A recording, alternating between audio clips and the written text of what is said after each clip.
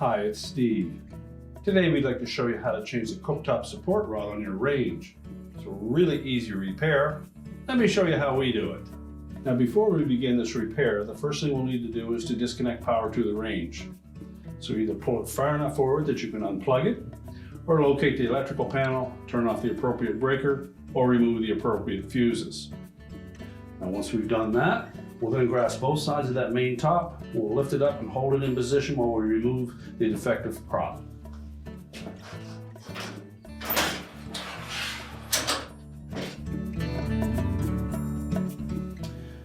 Now if the defective prop rod is still in place, you'll need to remove that.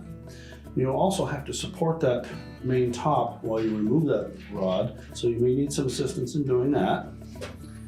Essentially, we're going to push it towards the back where it contacts the side panel and lift it out of that opening. Then we're going to flex it backwards, twist it sideways, and then lift it away from the main top. We can then discard the defective prop rod.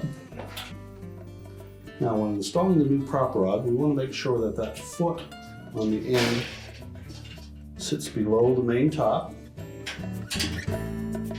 So we're going to tuck that up into place.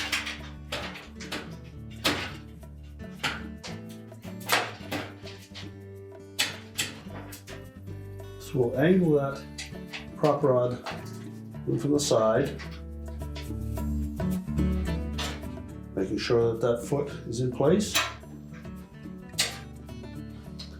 And then we'll just flex it enough so we can tuck the front portion into that little L-shaped slot until it stays in place.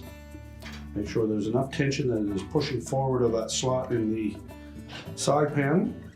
Drop it down into position. Verify that it stays where it should. We can then hold both sides of that main top. Just flex both rods.